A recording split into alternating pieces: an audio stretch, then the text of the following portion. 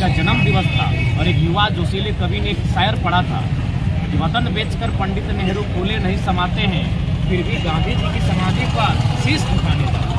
पंडित नेहरू ने सुना था इनका जन्मदिन और एक शायर उनके सामने कविता पढ़ रहा है, पंडित नेहरू को कह रहा है कि वतन बेचकर पंडित नेहरू फूले नहीं समाते हैं, फिर भी गांधी की समाधि पर शीश झुकाने जाते हैं। और देश का प्रधानमंत्री सुन रहा है और सबसे लंबे समय तक जो शख्स प्रधानमंत्री रहा वो शख्स सुन रहा है। और आज यहाँ सुदीप सोनू माननीय विधायक अपने खिलाफ आलोचना सुन नहीं पाते हैं। आज हमारी सरकारें अपनी आलोचना नहीं सुन पाती है, तो लोकतंत्र का मतलब क्या? अगर आप आलोचना नहीं सुनेंगे क्या मतलब है आर्टिकल 19 का?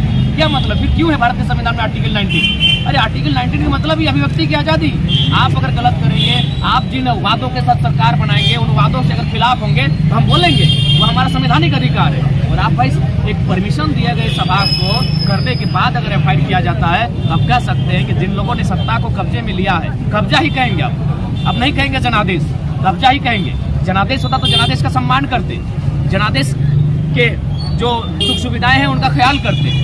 तो इसलिए माननीय विधायक श्री सुदीप सोनू जी को आगाह करना चाहेंगे और उनके इशारे में जो भी प्रशासन के लोग कार्य कर रहे हैं उन्हें भी लोकतंत्र का ध्यान रखना चाहिए, लोकतंत्र की मूल्यों का मर्यादा रखना चाहिए।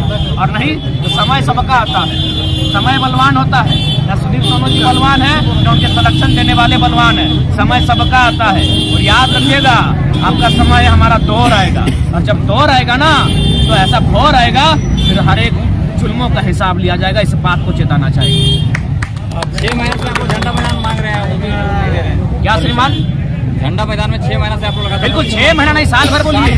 2 मार्च से पिछला यही हमारे देखिए पिछले युवा मंडल जी हैं, 2022 अबरार हुसैन जी हैं, रोकी नवल जी हैं। सारा पूर्व में मेरे पास रिसीविंग है। आज हम लोग साल भर से झंडा मैदान के लिए परमिशन मांग रहे हैं। ये कौन सा संवैधानिक देश है भाई कि जिला प्रशासन हमें अनुमति नहीं देती झंडा मैदान के लिए?